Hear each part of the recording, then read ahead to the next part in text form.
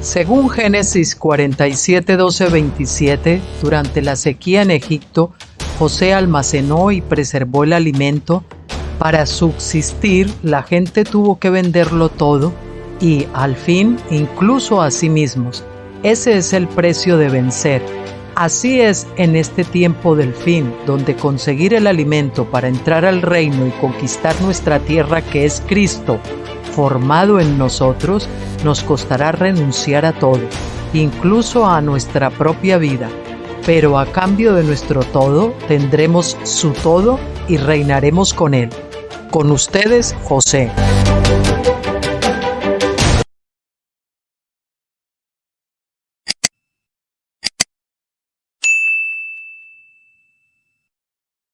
Buenas tardes, queridos amigos, hermanos, aquí comenzando la semana con ustedes. Hoy es 14 de agosto y aquí en España son ahora las 16:32.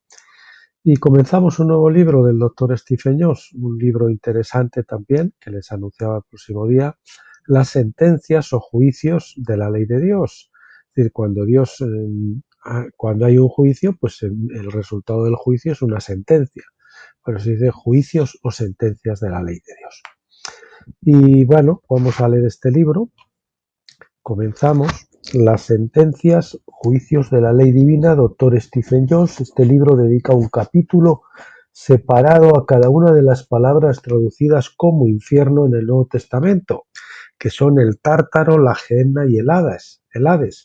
También se ocupa de la naturaleza bíblica del lago de fuego y su duración, entre comillas, eterna. Se concluye con un capítulo histórico mostrando lo que muchos de los primeros padres cristianos creían acerca del juicio divino y cómo era restaurador o restaurativo en lugar de destructivo. Bien,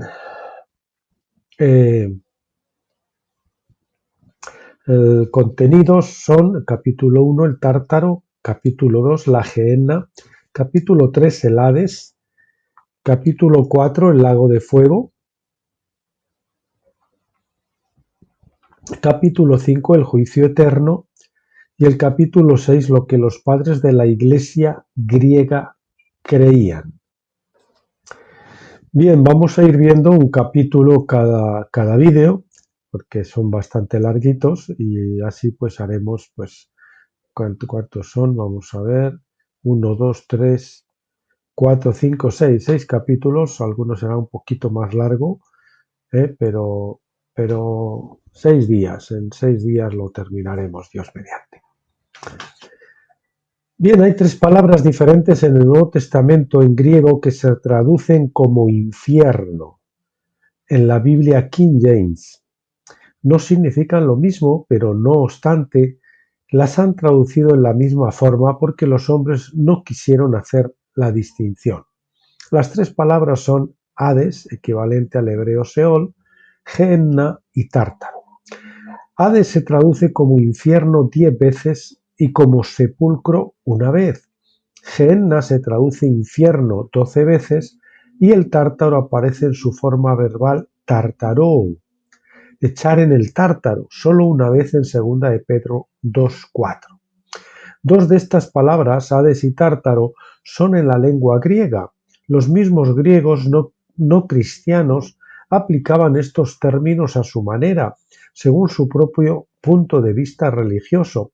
No podemos, por supuesto, aplicar el sentido griego de estos términos al cristianismo o a la Biblia. Mitología griega. El Tártaro de la mitología griega era un lugar por debajo del Hades, reservado para aquellos que habían ofendido a los dioses que se consideraba merecían un castigo peor. Por ejemplo, Tántalo robó la ambrosía de Zeus y fue consignado al Tártaro, donde le obligaron a estar de pie en un charco de agua. Pero cada vez que teniendo sed se llegaba a tomar una copa, el agua se alejaba de él. También había árboles cargados de fruta, pero cuando él se acercaba a recogerla, se alejaba de él. Obtenemos nuestra palabra tentar de este mito griego. Los ángeles que pecaron. Nosotros no debemos concebir el tártaro en la forma en que los griegos lo definieron, sino que tenemos que pensar en él en términos del lugar donde Dios confina a los ángeles que pecaron. Ese es el tártaro, el lugar donde Dios confina a los ángeles que pecaron en Génesis 6.2. Esta palabra tártaro aparece solo una vez en el Nuevo Testamento y aparece solo en su forma verbal en 2 de Pedro 2.4, que dice: porque si Dios no perdonó a los ángeles, sino que los echó en el infierno, en este caso es la palabra tártaro, y los entregó a prisiones de oscuridad para ser reservados para el juicio, y si no perdonó al mundo antiguo, sino que guardó a Noé pregonero de justicia. En la primera carta, Pedro se refirió a estos ángeles sin usar la palabra tártaro. Él escribió en 1 de Pedro 3, del 18 al 20, lo siguiente: porque también Cristo murió por los pecados una vez por todas, el juicio por los injustos, a fin de llevarnos a Dios, siendo a la verdad muerto en la carne, pero vivificado en el Espíritu, el cual también fue y proclamó a los espíritus encarcelados, que en otro tiempo fueron desobedientes, cuando la paciencia de Dios esperaba en los días de Noé, durante la construcción del arca, en la cual unos pocos, es decir, 8 personas, fueron salvadas de manera segura a través del agua. En otras palabras, Él fue resucitado entre los muertos como un espíritu que da vida, o espíritu vivificante, 1 Corintios 15:45, y se le dio un cuerpo resucitado en el que hizo su proclamación a los espíritus en prisión, es decir, en el tártaro. Su propia resurrección o encarnación fue la proclamación. Su resurrección en un cuerpo físico de carne y hueso, Lucas 24:39, fue la proclamación de su entronización sobre todos, incluyendo a los ángeles que pecaron o espíritus encarcelados. Se proclamó que Jesús es Rey sobre toda la tierra, que toda la creación está sujeta a Él y que se le había dado un nombre sobre todo nombre. Unos pocos versículos después, Pedro confirma esto en 1 de Pedro 3:22, que habiendo subido al cielo está a la diestra de Dios, después de que ángeles, autoridades y poderes habían sido sometidos a Él. Repito, después de que ángeles, autoridades y poderes habían sido sometidos a Él. Su resurrección sometió todas las cosas a Él, incluyendo a los ángeles que pecaron. En esencia, es decir, cuando por toda la tierra y en el mismo tártaro la proclamación de que Él era el Señor de todos fue hecha, y que se le había dado un nombre sobre todo nombre en el cielo y en la tierra y debajo de la tierra, Filipenses 2:10. ¿Quiénes fueron los ángeles que pecaron? Los ángeles que pecaron antiguamente en Génesis 6, 2 al 4 fueron llamados hijos de Dios, en contraste con las hijas de los hombres. Este término hijos de Dios se refiere a los seres espirituales que tienen acceso a los cielos, en contraste a las criaturas carnales ligadas a la tierra. Vemos, pues, los hijos de Dios de pie ante Dios en Job 1:6. En el Nuevo Testamento, el término se utiliza para describir a los hombres y mujeres que pueden ser hechos hijos de Dios, Juan 1:12, por medio de Jesucristo. Génesis 6:2 también dice también que estos hijos de Dios tomaron a las hijas de los hombres como esposas y produjeron hijos con ellas. La palabra hebrea para hombres es Abdam o Adán, que es la palabra usual para los hombres o la humanidad. Cuando la Biblia se refiere al hombre Adán mismo, dice Ha-Adam o el hombre Adán. El artículo el concreta el término. El doctor Bullinger señala en la Biblia compañera, apéndice 14, Adán sin el artículo denota al hombre o a la humanidad en general, Génesis 1:26, 2:5 y 5:1. Con el artículo denota el hombre Adán. Con esto en mente leamos Génesis 6 del 1 al 2. Y sucedió que cuando Adán, es decir, el hombre Ha-Adam, comenzó a multiplicarse sobre la tierra, la faz de la tierra, y les nacieron hijas a ellos, es decir, a Adán y Eva, Génesis 1:27 y 5:2, que los hijos de Dios vieron que las hijas de Adán, es decir, del hombre, Ha-Adam, eran hermosas y tomaron para sí mujeres que les gustaban. Adán y Eva tuvieron hijos e hijas. Las hijas de Adán eran hermosas y estos ángeles las tomaron por mujeres. El versículo 4 dice que tuvieron hijos con ellas. En última instancia, la tierra estaba tan corrompida por esta mezcla genética que Dios envió el diluvio para destruirlos. Solo Noé fue encontrado perfecto en su genealogía, es decir, su ADN no estaba contaminado. Estamos muy cerca ahora en estas fechas, ¿verdad?, con todo lo que están haciendo. De ver lo mismo, pues dice como en los días de Noé. Génesis 6:9 literal. Hecho, leído perfecto en su genealogía, leyendo Génesis 6:9 literalmente. La pregunta surge de inmediato: ¿cómo pueden los seres espirituales, es decir, ángeles, tener hijos con mujeres físicas en la tierra? Repetimos, esta es la pregunta que todos nos hacemos. ¿Cómo pueden los seres espirituales, angélicos, tener hijos con mujeres físicas en la tierra?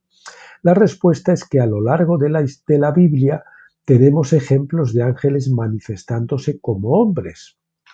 En Génesis 18 tenemos tres hombres visitaron a Abraham en su camino hacia Sodoma. Abraham les dio de comer y ellos profetizaron que Sara tendría un hijo al año siguiente. Dos de ellos entonces continuaron hacia Sodoma, pero uno de los hombres se quedó para contarle a Abraham la destrucción que venía a Sodoma. De ahí que leemos en Génesis 19:1 que solo dos de ellos en realidad llegaron a Sodoma. Y ahora los dos ángeles llegaron a Sodoma en la noche cuando Lot estaba sentado a la puerta de Sodoma. Se habían manifestado en carne humana y fueron reconocidos como tales, incluso por la gente de Sodoma, que los quería tomar, ¿verdad? Como lo muestra el mismo relato. Incluso comieron con Lot, Génesis 19:3, como habían comido con Abraham. Se dice que los ángeles aparecen a menudo en carne humana. Otros ejemplos incluyen el ángel que se apareció a Balán en Números 22:31 y otro a Manoa, el padre de Sansón, y su esposa en Jueces 13.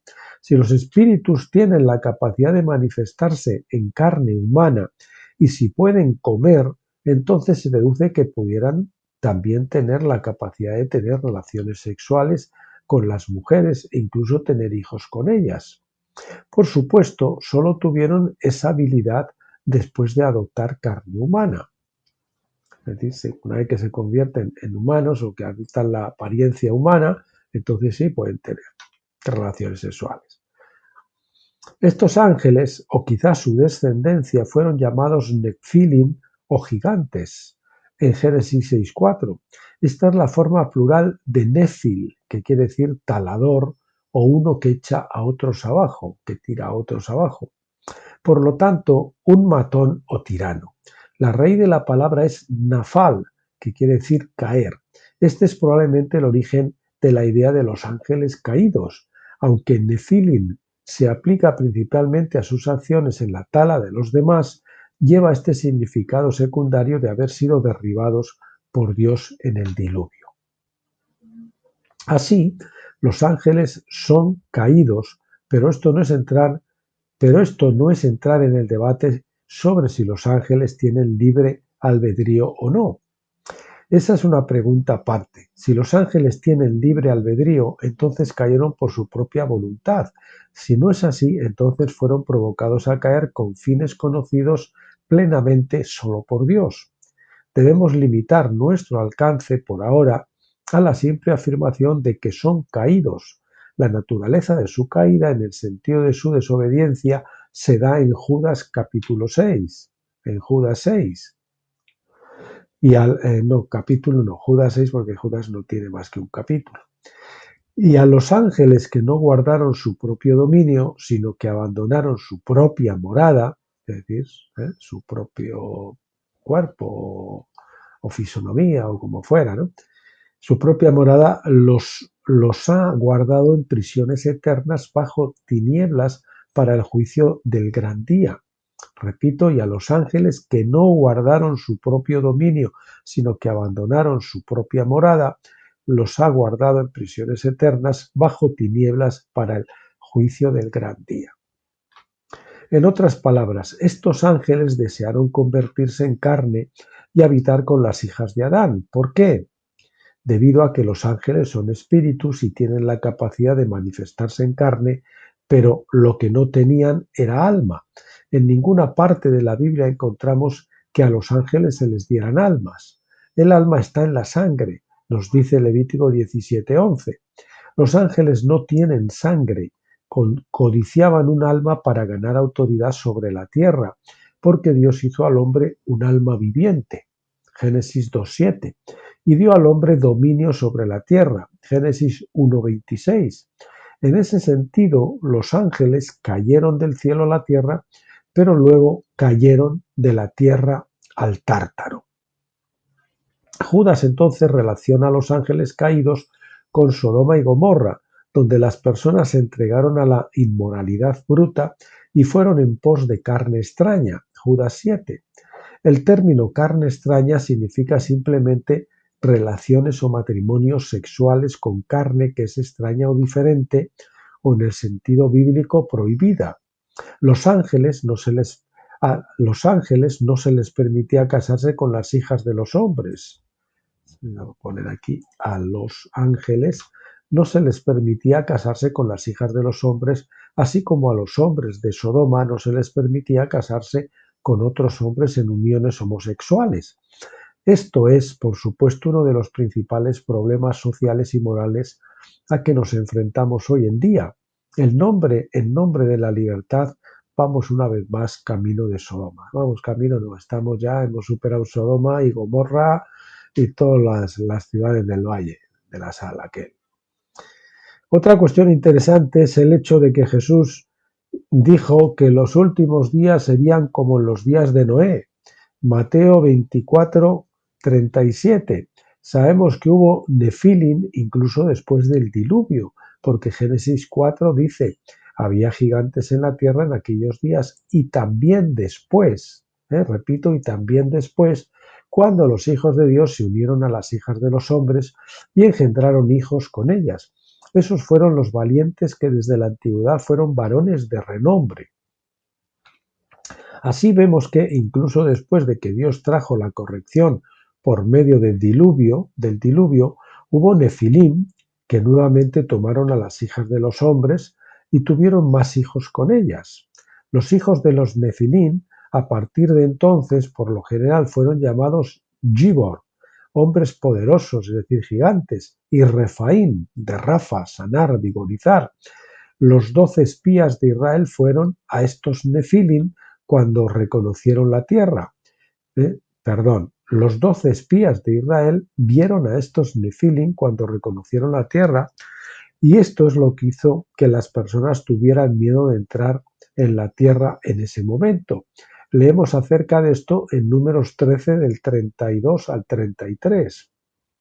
Dice, así que se dio a los hijos de Israel un mal reporte de la tierra que habían reconocido, diciendo, la tierra por donde pasamos para espiarla es una tierra que devora a sus habitantes, y todos los hombres a los que vimos en ella son hombres de gran tamaño.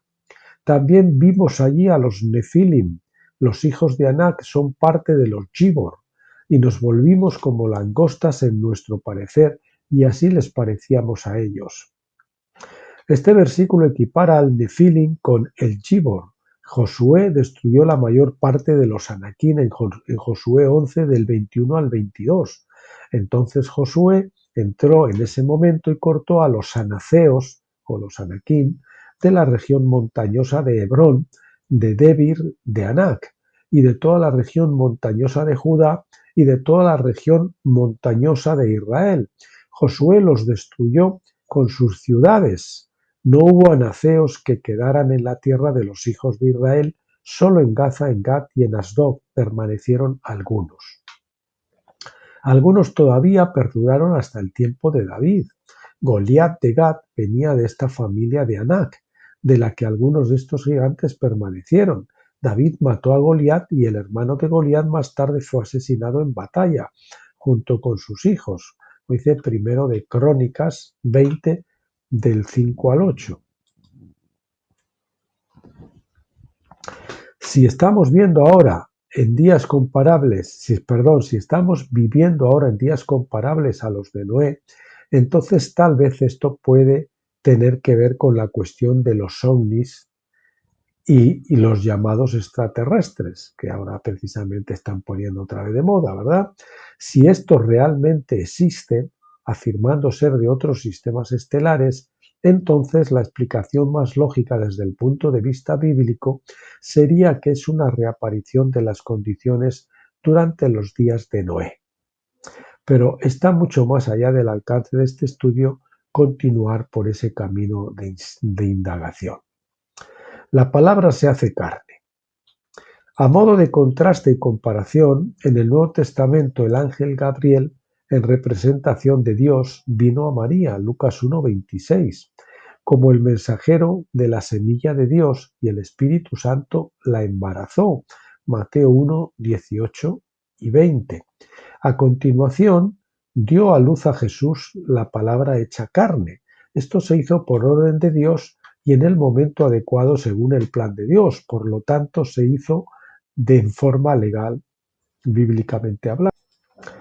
Es evidente entonces que los ángeles que pecaron en Génesis habrían intentado falsificar la encarnación de Cristo. Fue un intento de usurpar la autoridad en la tierra, porque esto fue una de las razones por las que Jesús tuvo que nacer a través de una hija de Adán.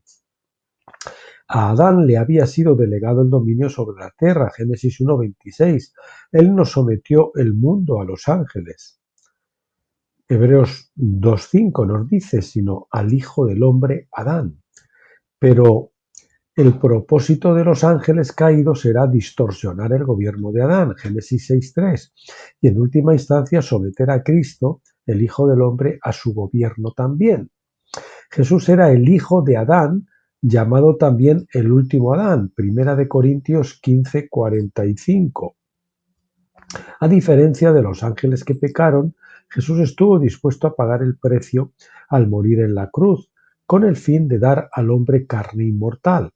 En su resurrección Jesús tenía un cuerpo de carne y hueso, Lucas 24:39, pero ya no estaba limitado por esta nueva carne espiritual. Él podía cambiar a voluntad a la forma espiritual y, por así decirlo, ir al cielo. El propósito de la creación era manifestar la gloria de Dios en el cielo y en la tierra. Esto lo logró de una manera legal, mientras que los ángeles que trataron de hacer esto en Génesis 6 fracasaron porque lo hicieron ilegalmente. Y así, cuando él por fin triunfó sobre la muerte misma, su resurrección proclamó la derrota final de los Nefilim. También en Génesis 6, el motivo de los ángeles era someter a la humanidad a su gobierno despótico, pero el motivo de Jesús fue poner en libertad a los hombres. Así que primero se desprende de 2 de Pedro 2:4 que los ángeles que pecaron fueron puestos en una prisión de oscuridad a la espera de su juicio. También leemos en 1 de Pedro 3:18 al 20 que la resurrección de Jesús predicó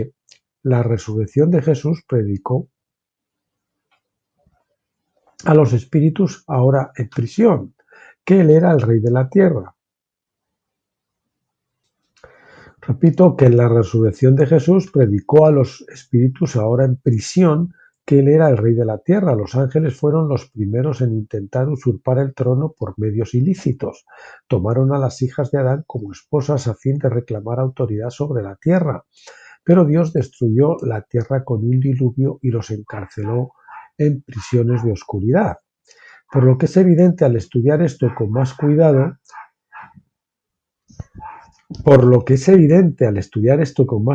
que Pedro, esto es importante, no estaba hablando de Jesús predicando a los hombres en el Hades, sino de una proclamación a los espíritus o ángeles encarcelados en el Tártaro. Desde hace tiempo se ha enseñado, y a nosotros nos lo enseñaron así, a mí también, basándose en estos versículos, que Jesús fue al Hades y predicó un sermón a los muertos. El Hades, dicen, a todos los que habían muerto, a los hombres, eso es lo que se decía antes de la venida de Jesús y de la resurrección. El Hades, dicen, está dividido en dos compartimentos, el infierno para los no creyentes y el paraíso para los creyentes. Luego, después de 3 días de predicación, Jesús resucitó de entre los muertos, vaciando el paraíso de los creyentes y llevándoles al cielo con él en ascensión. Todo esto es una bonita leyenda, pero por desgracia se basa principalmente en las declaraciones de Pedro que ya hemos citado. Y aquí nos encontramos con un problema, porque Pedro no se estaba refiriendo a los hombres en el Hades, sino a los ángeles o espíritus que pecaron. Pero como veremos en el capítulo 3, Jesús fue al Hades, pero no predicó ningún sermón allí. El Tártaro, entonces, no es el lugar donde los hombres son juzgados, ya sea antes o después del juicio del gran trono blanco. El Tártaro de Pedro difiere de la mitología griega, sin embargo, la Biblia toma prestada la terminología griega para describir un lugar que es diferente del Hades, el lugar donde están encarcelados espíritus y ángeles, no hombres. Entonces tenemos aquí cuerpo, carne, va al sepulcro o tumba, tierra, polvo, es decir, a la tierra o al polvo. El alma está en la sangre, va al Seol o al Hades o infierno, que es el sueño del alma o la inconsciencia. El espíritu o el aliento va a Dios. Tártaro es la prisión para ángeles caídos que no tiene nada que ver con lo anterior, ¿de acuerdo? Y tenemos los destinos del cuerpo, alma y espíritu. El cuerpo va al sepulcro, tumba, en la tierra el polvo, el alma al Seol o Hades o infierno, que es el sueño del alma, inconsciencia, a la inconsciencia, y el espíritu va a Dios. Y en el Tártaro están los espíritus o ángeles caídos en espera de juicio. Y bueno, pues ahí nos quedamos hoy. Próximo día que veamos que abordemos este tema, este libro, pues estudiaremos la Gehenna, el capítulo 2, la Gehenna. Y bueno, pues el próximo día, Dios mediante, mañana o pasado, vamos a continuar con el libro segundo de Reflexiones acampados en Gilgal, donde veremos una conversación no con un nuevo creyente, sino con una persona ya madura, de los que, digamos decir, que formaban parte del remanente o que estaban a punto de ingresar ahí, ¿no? A punto de salir de esa situación de Pentecostés y pasar a Tabernáculos. Bien, mis queridos amigos, gracias por acompañarme un día más. Los encomiendo la gracia y la misericordia de nuestro Padre Celestial, que es maravillosa. Y nada, pues no se olviden de regresar para acompañarme. Hasta entonces, pásenlo.